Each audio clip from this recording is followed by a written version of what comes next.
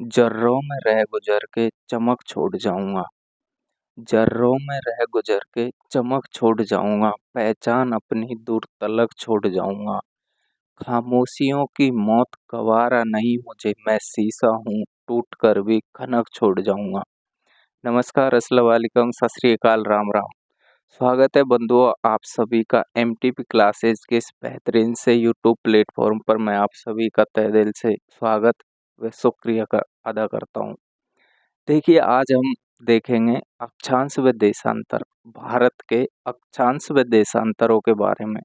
भारत के अक्षांश व देशांतर। अक्षांश आप जानते हैं, पृथ्वी पर खींची गई वे काल्पनिक रेखाएं जो पूर्व से पश्चिम की ओर खींची जाती है, वे कहलाती है अक्षांश। तथा उत्तर से दक्षिण की ओर खींची गई काल्पनिक रेखाएं कहलाती है अक्षांश। ये दोनों ही काल्पनिक होती हैं। तो भारत का अक्षांशीय विस्तार क्या होता है, सबसे पहले तो उसके बारे में देखेंगे हम। भारत का अक्षांशीय विस्तार जब हम देखेंगे तो भारत का दक्षिणतम बिंदु होगा। भारत का क्या? दक्षिणतम बिंदु। वही सबसे पहला भारत का अक्षांशीय विस्तार कहलाएगा। तो भारत का दक्षिणतम जो बिंदु होता है वह कहलाता है केप कैमोरिन। यहाँ पड़ता है, क्या है? Cap Comorin. केप कैमोरिन नाम का जो बिंदु है,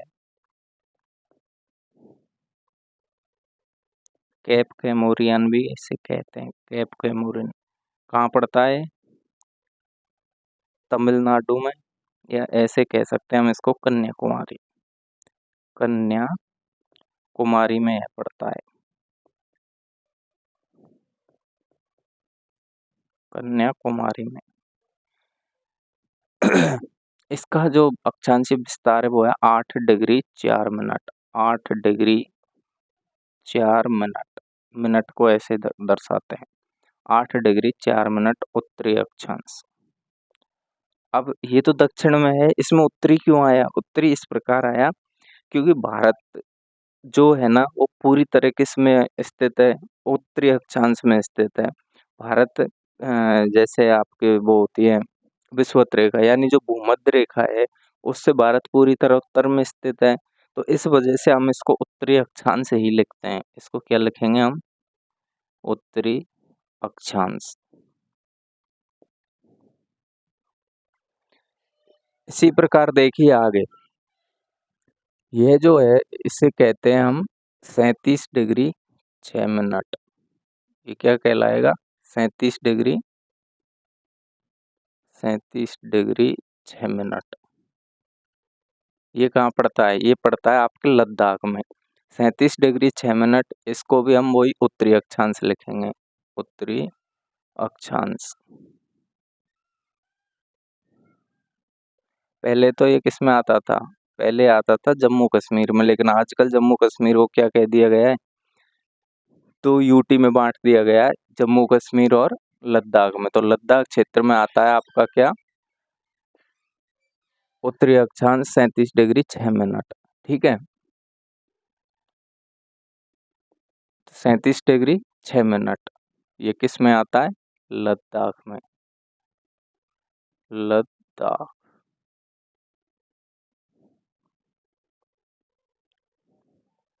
ये तो हो गया आपका अक्षांशीय विस्तार भारत का। अब भारत का कितने अक्षांशों में फैला हुआ है यदि आपको निकालना है, तो इसके लिए आप एक काम कीजिए, 37 डिग्री 6 मिनट में से 8 डिग्री 4 मिनट को घटा सकते हैं। उससे जो भी प्राप्त होगा भारत का अक्षांशीय विस्तार आ जाएगा कि भारत इतने अक्षांशों में फैला हुआ है। इसी प्रकार अब हम देखेंगे किसको? देशांतर को। तो देशांतरों को देखते हैं। देखो देशांतरों में भारत फैला हुआ है। यहाँ पे एक स्थान पड़ता है जिसे गौर माता, गौहर मोता या माता के नाम से इसे जाना जाता है। दूसरा नाम इसका सरक्रेक है, सरक्रेक।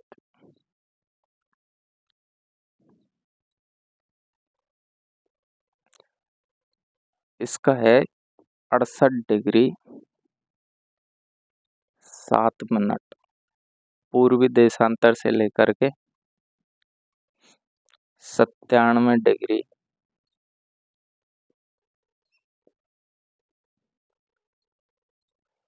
25 मिनट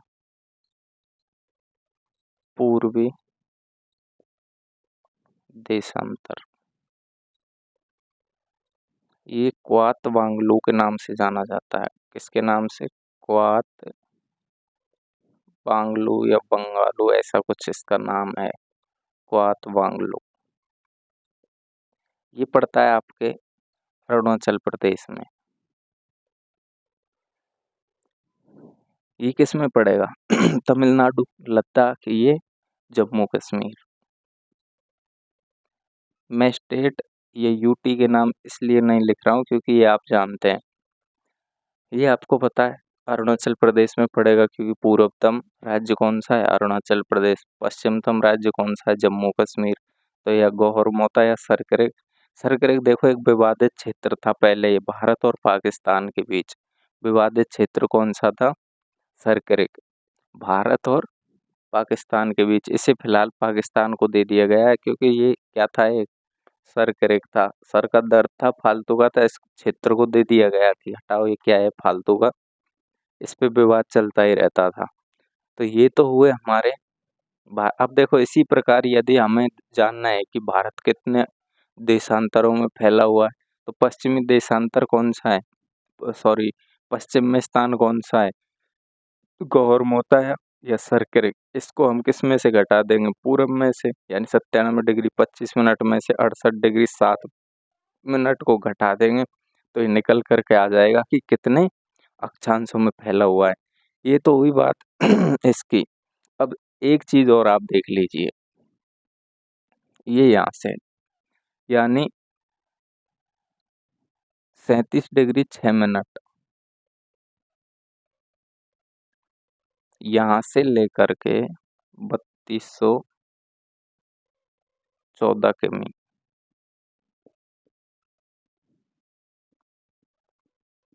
दूरी है किसकी? यहाँ की कैप कैमोरिन की। कैप कैमोरिन से लेकर के उत्तरी अक्षांश के लद्दाख का क्या पड़ता है? ये नाम नहीं बताया मैंने आपको, ये इंदिरा कॉल है। क्या है ये? इंदिरा कॉल। इस बिंदु को क्या कहते हैं?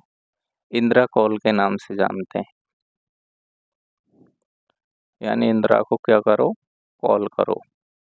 इंदिरा कॉल। इंदिरा कॉल से लेकर केप कैमोरिन तक की जो दूरी है वो कितनी है? 3214 किलोमीटर। इसी प्रकार देखो सरकरेक या गौरमुता से लेकर के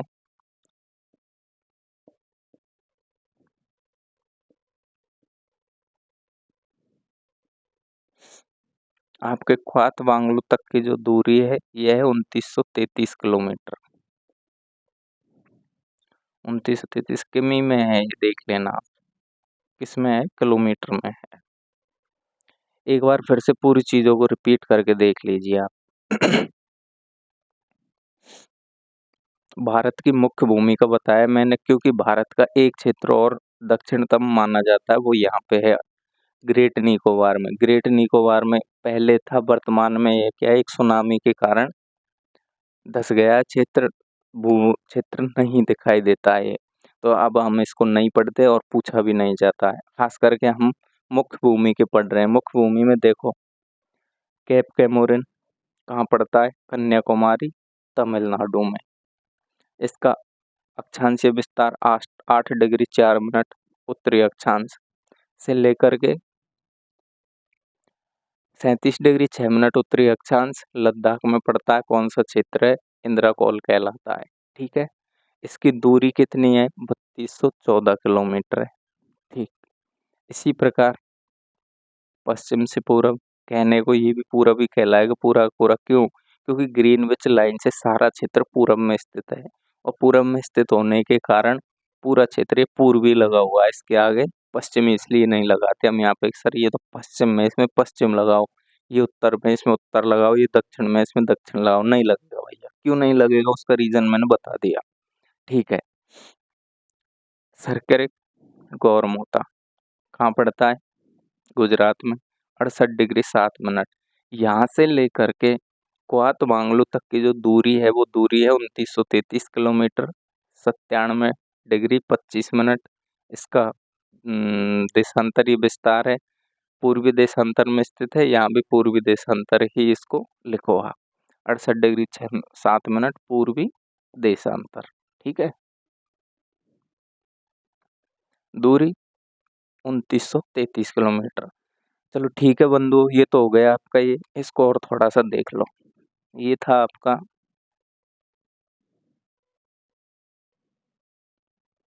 ग्रेट निकोबार। ग्रेट निकोबार तो है फिलहाल, ग्रेट निकोबार क्या है ये? ग्रेट निकोबार ये तो वर्तमान में है, लेकिन एक इसका एक क्षेत्र था जिसका नाम था इंदिरा पॉइंट।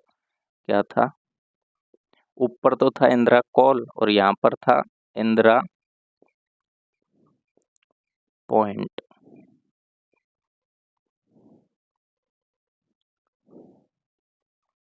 पॉइंट इसका और भी नाम है।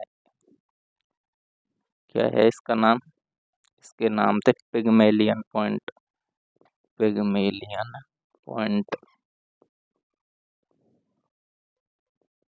चलो छोड़ो, उस नामों से हमें कोई मतलब नहीं, क्योंकि नाम पूछे भी नहीं जाते।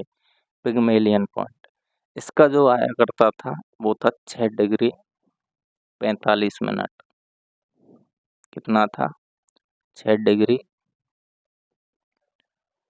45 मिनट उत्तरी अक्षांश। 6 डिग्री 45 मिनट उत्तरी अक्षांश था। इससे कम। कम क्यों? क्योंकि भूमध्य रेखा के क्या था, करीब था, तो इसका अक्षांशीय विस्तार था वो उससे कम होता था। ठीक है, thanks for watching this video. Good bye, see you, take care. इसमें हम आगे देखेंगे।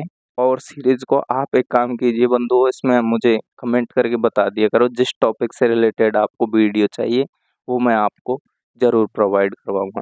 Thanks for watching this video. Good bye, see you, take care.